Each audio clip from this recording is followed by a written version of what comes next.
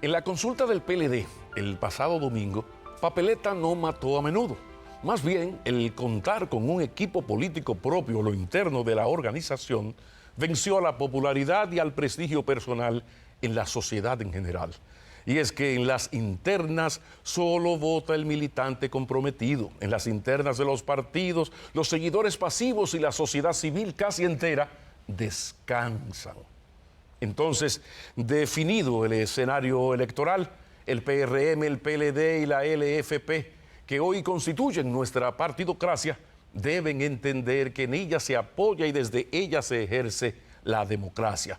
Y por eso en sus manos está la acreditación o el descrédito de todo el sistema político dominicano. Solo nuestros partidos, esa partidocracia nuestra, está en capacidad de frenar la enfermedad de la democracia liberal que en todo el mundo está pariendo autoritarios, populistas, outsiders, autodeclarados antipolíticos que precisamente aspiran a ser políticos para dirigir países, congresos, municipios. Aquello de que la política es muy seria, la política es una cosa muy seria para dejarla en manos de los políticos, eso, aunque lo haya pronunciado un hombre de la estatura de Charles de Gaulle, no pasa de ser un buen chiste repentista, un chiste repentista de esos magníficos chistes de Cuquín Victoria. Los hechos demuestran que nada tan político, interesado y enamorado del poder como un antipolítico autodefinido salvador de la patria, pero no desde su oficio o empresa, sino precisamente desde la política, desde el poder político. Entonces, mis amigos, nuestra partidocracia tiene la palabra y tiene los votos. Bienvenidos a Makini para Color Visión y TV Quisqueya. Ya regresamos.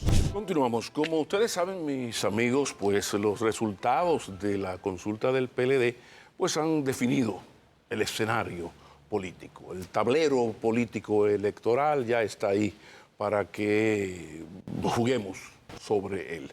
Pero también junto con esta definición del nuevo escenario, también hay un escenario que ya es relativamente viejo, pero que se va agravando.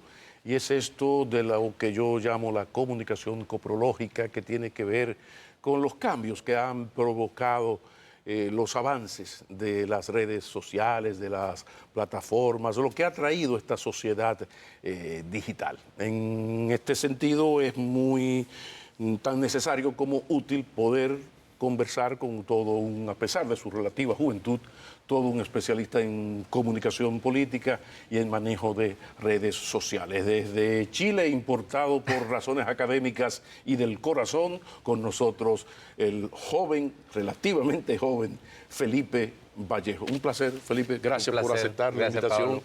¿Cómo te sientes? Bien, me siento joven, aunque es relativamente joven ahora, pero joven todavía. Sí, bueno, porque lo de relativo ayuda mucho. Sí. ¿Qué te parece este nuevo escenario? Habla un poco de tu visión, de lo que ocurrió el domingo y de lo que eso ha redefinido en la política dominicana. Yo pienso que ha sido importante para el sistema de partidos y para el PLD. Estaba en juego la unidad y el futuro inmediato de esa fuerza política. Tenemos que entender que viene de un proceso muy desgarrador de la división de octubre del 19 y luego de la derrota total en julio del 2020 en medio de pandemia. Y luego obviamente todo el tema de los ataques de corrupción y demás, ataques de la justicia por parte del Ministerio Público. Entonces, después de todo ese contexto, que hiciera un proceso de consulta ciudadana y salieran airosos es más que meritorio y muy importante para el PLD. Y entonces, ¿cómo tú ves la situación? Porque fue más que sorprendente, los resultados fueron sorprendentes. O sea, todo el mundo esperaba que, si bien no una victoria, todo el mundo daba el segundo lugar a Margarita Cedeño, o un primer lugar o un segundo lugar cercano, o los resultados más apretaditos. De repente, esto ha sido un asunto contundente. O sea, Abel Martínez obtuvo más votos que la suma de los otros 4. ¿Cómo se explica todo esto? Primero, por el tema de que la popularidad y el nivel de conocimiento no son sinónimos de intención de voto, ni siquiera del voto propiamente tal. De hecho, Cuando tomamos la carrera de Abel Martínez, no es tan conocido como Margarita Cedeño a nivel nacional y a nivel internacional. Margarita Cedeño fue 8 años primera dama, 8 años vicepresidenta. Abel Martínez fue diputado, presidente de la Cámara de Diputados y ahora alcalde por Santiago. Entonces, aquí lo que se vislumbra es que esta ha sido la victoria de la movilización y la estructura de dos comandos de campaña, o de dos campañas. Domínguez Brito, que sacó un meritorio segundo lugar, y Abel Martínez, por supuesto, que superó el umbral de los 300.000 votos. Por tanto, pienso que aquí ha habido un fallo en términos de la estructura y la movilización del voto de la campaña de la doctora Cedeño y la victoria de la movilización y la estructura de ambas campañas que quedaron en primer y segundo lugar.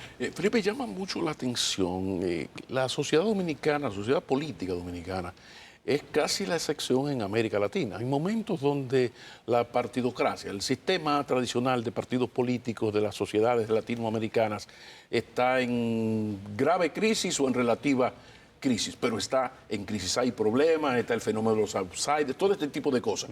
De repente, la República Dominicana, su sistema de partidos, lo que hace es fortalecerse ahora con 3 partidos muy bien encaminados, cada uno con sus bemoles, pero muy bien encaminados.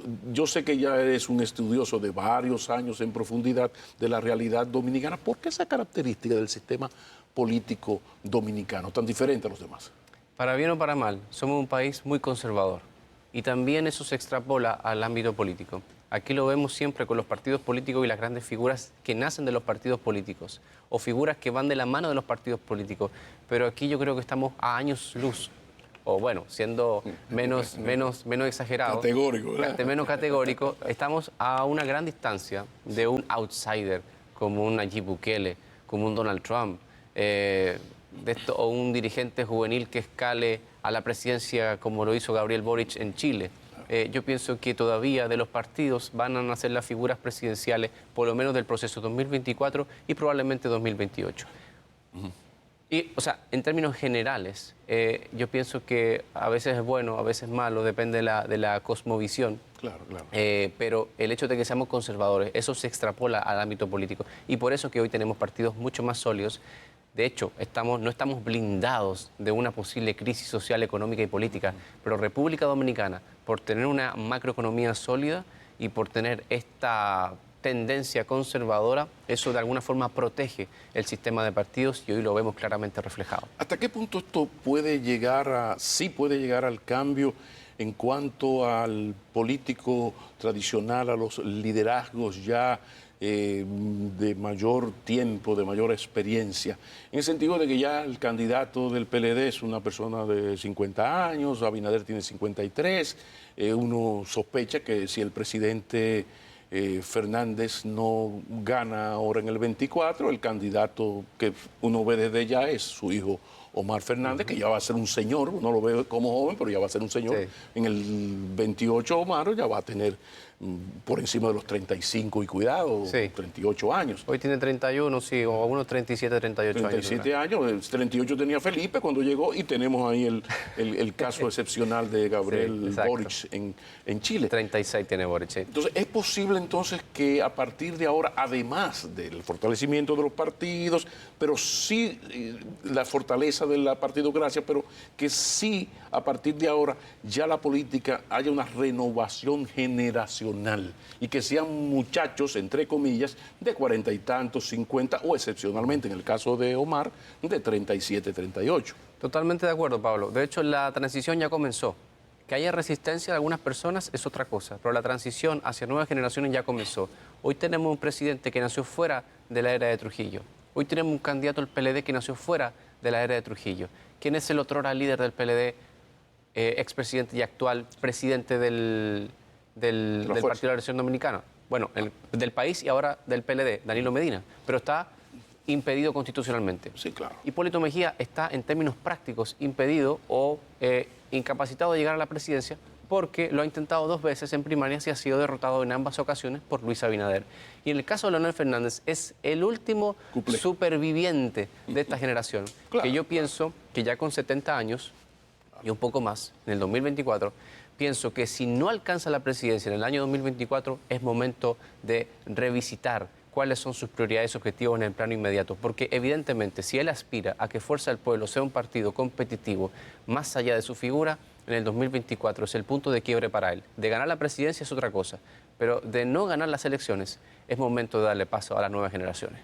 Hay un tema que yo he sido muy insistente en tratarlo y comentarlo, que tiene que ver con la manera en que se está haciendo la comunicación política ahora, desde el insulto. Estamos en una época donde a la gente le atrae más el insulto que los argumentos. Siempre había sido así, pero no de una manera tan clara, tan contundente, tan convincente, tan mayoritaria, en el sentido que lo coprológico, el insulto, el irrespeto, está de moda, pero además le gusta a casi todo el mundo a partir, digo esto, a partir de los resultados de los ratings.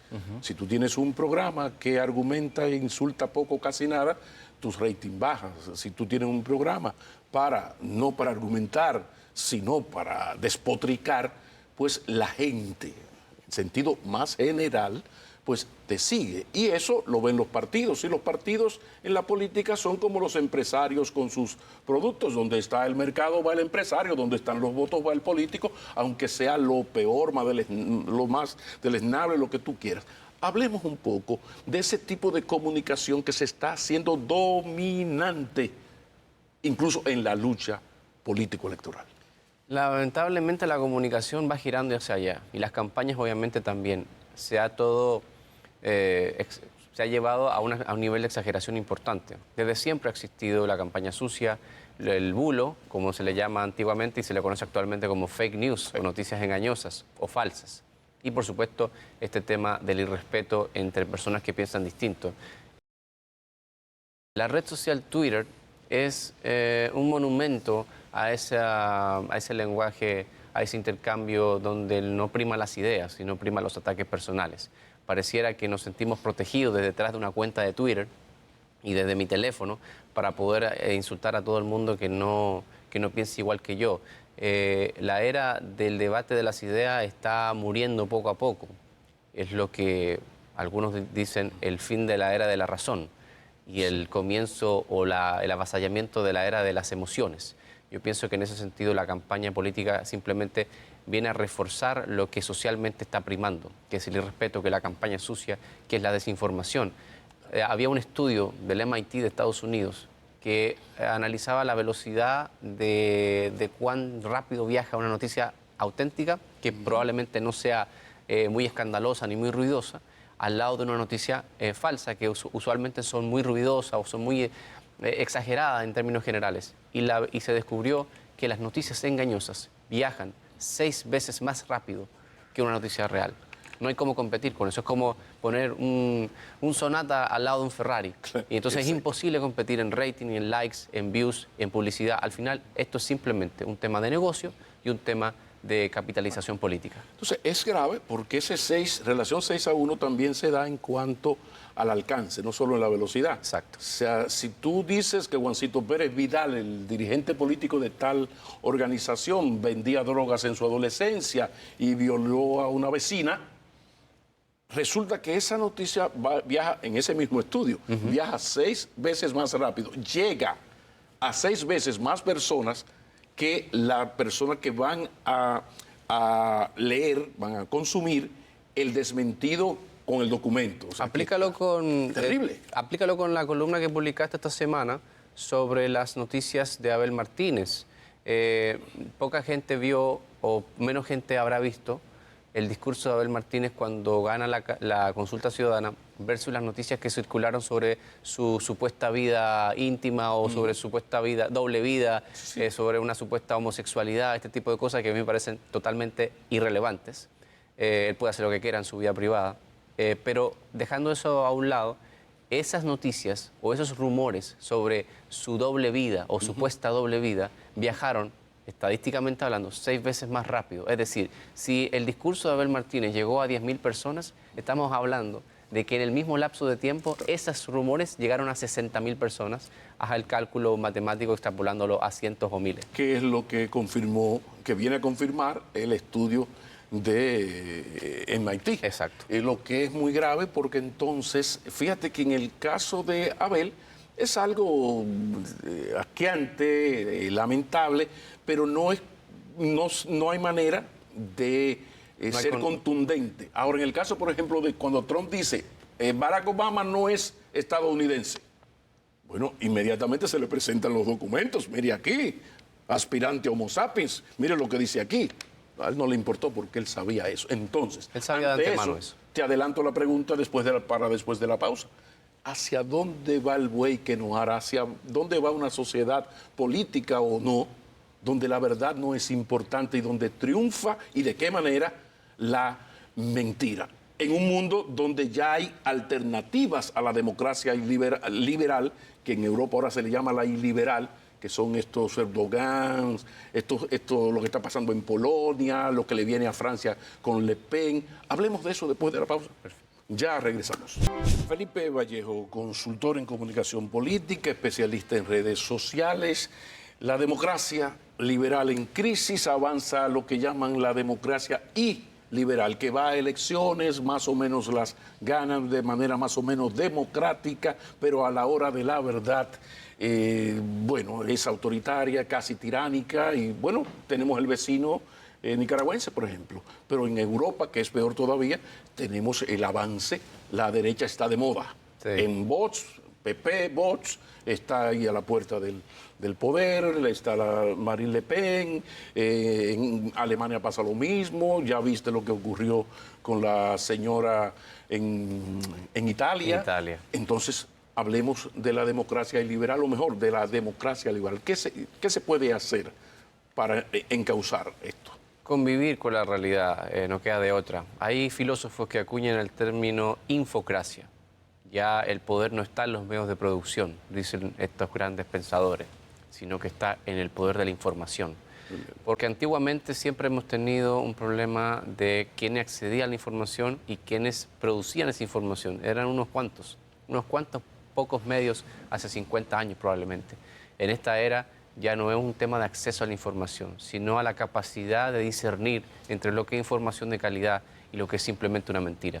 Tenemos dos enemigos ahí. Tenemos el bombardeo permanente a través de las redes sociales virtuales y de Internet.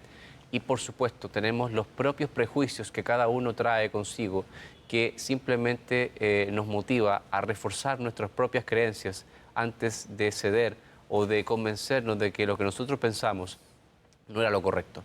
A veces no nos guía la convicción de saber si algo es verdad o no, simplemente de reforzar mi propia mentira, por más que yo sepa que eso es una falsedad. Entonces, en ese escenario que estamos conviviendo socialmente. Entonces, parece lógico pensar que esto va a continuar y que en algún momento estos grupos, que son los hijos de esta nueva realidad mediática, pues alcanzarán el poder, le partirán el corazón a sus seguidores y el mundo pendular volverá a buscar el camino. Lo único que en eso se pueden ir 20, 40, 50 años, que hay que recordar que en la vida de la humanidad es un segundo. Es un segundo. Y qué bueno que mencionas esos tiempos de 20 o 30 años, porque aquí hay una necesidad importante de educación de discernir o discriminar información de calidad por sobre las mentiras.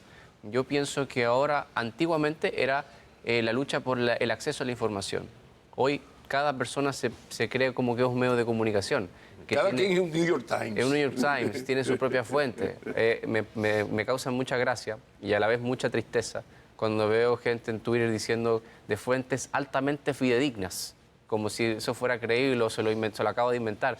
Y lo dicen sin ningún tipo de escrúpulo, sin la más mínima reserva, sin la más mínima vergüenza. Entonces, ¿cómo vamos a poder solventar esta situación? Simplemente con educación eficaz sobre la base de la capacidad de discernir entre lo que es de calidad y lo que es evidentemente falso. Guau, pero óyeme, la pusiste en China, porque Felipe Vallejo, esa es la línea. O sea, lo único que queda es luchar contra la desinformación a partir de la educación, de formar a las nuevas generaciones para esa realidad que no se puede cambiar en una generación. No, imposible. Ahora, ¿y qué va a ser, qué será de un país cuyo problema no es la educación a las nuevas generaciones para entender esa nueva realidad que las redes han creado, sino la educación de saber escribir, de lectura comprensiva. Nosotros somos líderes negativos en educación, en elementos tan fundamentales como el razonamiento lógico, como las matemáticas, como la gramática. ¿Qué va a ser de un país que su carencia no es aquí, donde está metido Occidente todo, sino en lo básico, elemental? Yo pienso que es un problema grave que hoy un niño de 10 años no sepa leer o entender un texto simple, que los niños de tercero o sexto de primaria no puedan obtener buenas calificaciones mínimas sobre la base de un sistema que no es exigente. Eso nos va a comprometer mucho a futuro. Decía Ricardo Lagos, expresidente de Chile, que fue para mí uno de los grandes presidentes, pero fue mejor ministro de Educación. En los años 90 fue ministro de Educación. Y en 1991 dijo, los frutos de la calidad educativa no los veré yo, los verá mi país en 20 años. Y hoy Chile, con sus pros y contras, es un modelo de educación de calidad. Entonces, aquí lo que debe haber es visión de Estado. Y es que las fuerzas políticas que controlan el poder o que se van a turnar en el poder en los próximos 20 o 30 años, asuman la educación como un ente sagrado, como una línea sagrada. La continuidad del Estado debe verse más que nunca en el ámbito educativo, porque es la única forma de que hacer los cambios hoy en pro de la calidad educativa, no solamente del alcance, es decir, que el niño pueda, el estudiante pueda acceder a un aula, a una butaca, a una plaza educacional, sino que reciba la mejor educación posible, porque sin eso, en 20 años, el costo de eso va a ser excesivamente alto para la República Dominicana. Pero quizás estamos en el mejor momento para eso, porque en la República Dominicana, primero la sociedad le impuso a la clase política y a quien fuera necesario lo del 4%. Y ha sido revolucionario el 4% para el sistema educativo. Lo único que se comenzó la carreta delante de los bueyes, en el sentido de que hemos avanzado en casi todo, menos en lo fundamental, esencial, que es la educación en sí. Pero tenemos esto ganado, porque las aulas había que construirlas. Los dineros para la capacitación de los maestros tenían que aparecer y aparecieron. Entonces, hemos avanzado mucho en ese sentido. Nos falta lo fundamental. Quizás este un buen momento para que PRM, PLD, Fuerza del Pueblo, la Embajada, el CONEL, la María Santísima, digan, no, pero avanzamos en aquello, vamos a ponernos... ¿Tú no crees que es el momento? Ahí está Educa, que ha hecho un grandísimo trabajo como un aguaitador de la educación dominicana, siempre sugiriendo cosas. ¿Tú crees que es viable, que sería factible, tú que conoces bien el sistema político dominicano, sería factible una gran unidad como el 4% para hacer eso de verdad, verdad? Yo creo que es factible. Hace 30 años en Chile se pusieron de acuerdo. Era una herencia de la dictadura y luego entonces se pasó a un proceso donde el sistema educativo se evolucionó sobre la base del alma de un ente, el magisterio, los docentes. Se hizo la inversión necesaria y se pactó con los docentes. El docente es el alma de la calidad educativa en las aulas, porque el docente es el que imparte las clases y es el que transmite conocimiento e información a los estudiantes.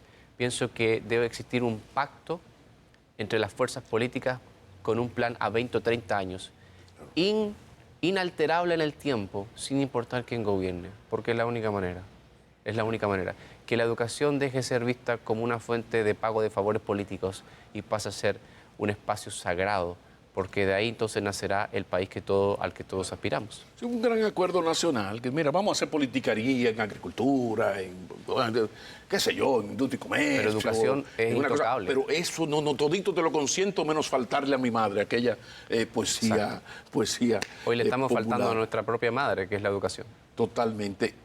Giro un poco para hacerte la siguiente pregunta, en un tema que sé que has trabajado mucho. Y lo has trabajado mucho en la República Dominicana, en tus consultorías y asesorías. Y es la importancia de las redes sociales. Eso no lo vamos a discutir tú y yo. Ahora, ¿qué tan importante, definitivo es esto de las redes sociales? Porque uno ve a más de un político, funcionario público, que es casi un esclavo de lo que sale en las redes. Hablemos de la importancia de las redes sociales, pero qué tan definitivo, es decir, que mañana a mí sale un tuit que me desbarata y me ofende y me dice 4 cosas y yo me vuelvo loco y reacciono y hago, o sea, ¿dónde está ubicado realmente este asunto, este sistema digital en específico de las redes sociales? Las redes sociales virtuales son importantes, pero no son lo más importante. Yo pienso que así como los medios masivos de comunicación tienen un rol de relevancia en términos de opinión pública. Ahora bien, no se puede gobernar según el termómetro de Twitter o de Facebook o de Instagram, porque uno se vuelve loco. Uno va a cambiar inevitablemente de opinión según vaya el termómetro. Si tomo una medida difícil que sé que es conveniente para el país, pero a Twitter no le gustó, yo no puedo dar marcha atrás y tomar decisión y retractarme, porque si no, entonces no estoy gobernando. Estoy gobernando según el termómetro de la opinión pública y eso es muy peligroso. Twitter es de las redes sociales menos usadas por los dominicanos y a nivel global. De hecho, las redes sociales que más se usan en este país son TikTok, YouTube, Facebook hace 5 años. Si hay 6 o 7 millones de cuentas... Que va bajando Facebook. Que va bajando, y las claro. otras van subiendo. Van subiendo TikTok, Instagram, Sí. YouTube se usa muchísimo porque es un recurso muy interesante, un término audiovisual. Entonces, Twitter no es el país. Y en Twitter entonces no puede ser el termómetro decisivo determinante para tú gobernar o no. Creo que es importante tomarlo en cuenta. No estoy menospreciando el valor de lo que ahí se discute, porque ahí hay mentes, así como hay gente que se dedica a difamar, hay gente que sí debate de forma con altura. Ahora bien, ¿es el país? Claro. ¿Ese es el termómetro decisivo que vas a tomar en cuenta para tomar decisiones? Eso es un error. Ese es el gran poder de Twitter, que crea unos estados de opinión. Yo siempre hago la anécdota de cuando ocurrió aquello de Joao Santana, ¿tú recuerdas? Sí. Aquel asesor de comunicación, cuando pasó lo de Odebrecht, ardían las redes y sobre todo Twitter, se estaba acabando el mundo. Y una encuestadora de mayor credibilidad y calidad en el país hizo su trabajo, su sondeo, y el 87% de los consultados, de los dominicanos, no sabían quién era Joao Santana. Y tú entrabas a Twitter y el gobierno lo iba a tumbar mañana en la mañana como a las 10. Fue un gran aprendizaje para los que trabajamos en este Esa anécdota me calza muy bien con cómo lo manejó el entonces presidente Medina. Él sale de un evento, o sea, baja del escenario en Palacio, en uno de los salones de Palacio de un evento, y le preguntan, ¿qué está pasando con Joao Santana? Y él dijo, es un asesor, tengo más, la campaña sigue. Fin del tema. Punto. Entonces, hasta ahí llegó. No menospreció el momento que estaba viviendo la opinión pública, pero tampoco le dio tanta importancia a algo que estaba discutiendo entre un grupo de gente en una red social específica. Ya cuando eso llegó al resto de la sociedad, esa es otra historia. Convertido en Odebrecht, no convertido en Joao Santana. Perfectamente. Vamos a la pausa. Cuando retornemos, no puedo desperdiciar la oportunidad de estar conversando con alguien tan conocedor de la política y las redes y los medios de comunicación y no hablar de su presidente primero, no del señor Abinader, sino del señor Boric, después de la pausa. El tema haitiano de verdad que provoca una movilización importante. Y si Luis Abinader no lo maneja correctamente, ese pudiera ser el éxito o el fracaso de su gestión.